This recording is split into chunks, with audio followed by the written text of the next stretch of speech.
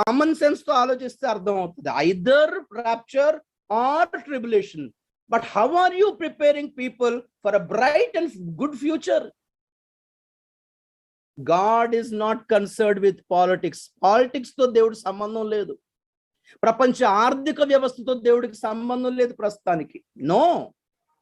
ఇప్పుడున్న పాలిటిక్స్ కి, ఇప్పుడున్న పొలిటీషియన్స్ కి దేవుడు కార్యం చేస్తే మరి 1000 ఏళ్ల పరిపాలన ఎందుకు రావాలి? ఇప్పుడే ఆయన మంచి ప్రభుత్వం తీసుకురావాలి. కానీ అలాగే చాలా మంది క్రిస్టియన్స్ కి 1000 ఏళ్ల పరిపాలన కాన్సెప్ట్ లేదు.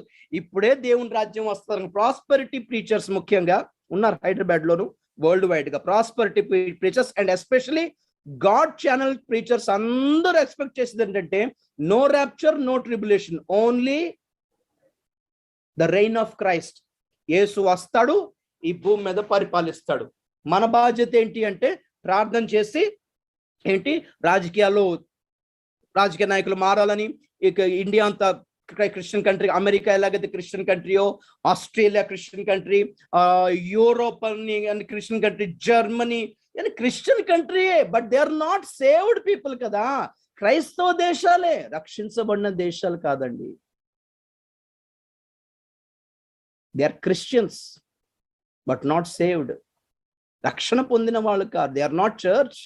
వాళ్ళందరూ సంఘం కారండి. బూతు బట్టలు వేసుకుని బూతు బొమ్మలో సినిమాలతో ఆడేవాళ్ళందరూ.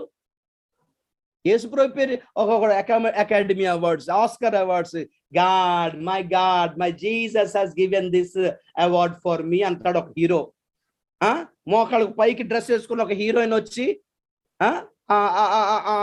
అనీజీ డ్రెస్ లోట్ వేసుకొని ఆస్కర్ పట్టుకుని మై జీసస్ మై గాడ్ అంటే.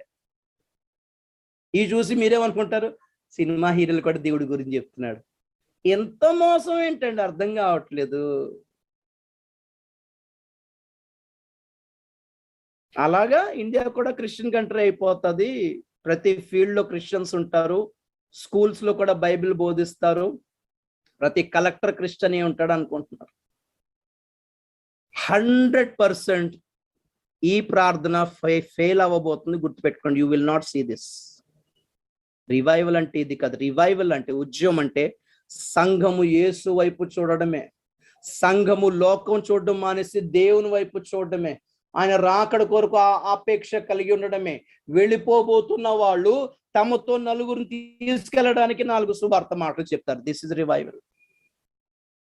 అపోస్తులులే రోమ్ని క్రిస్టియన్ కంట్రీగా మార్చలేదు. పౌలే ఇటలీని క్రిస్టియన్ కంట్రీగా ఆయన కాలంలో మార్చలేదు.